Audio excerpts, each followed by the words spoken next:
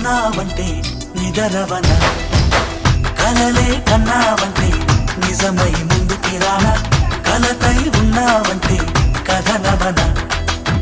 అమ్మలో ఉండే సగం అక్షరం నేనే, నాన్నలో రెండో సగం లక్షణం నేనే. అమ్మ తోడు నాన్న తోడు అన్ని నీకు అన్నే చూడు, చెల్లిపోని బంధం నేనమ్మా.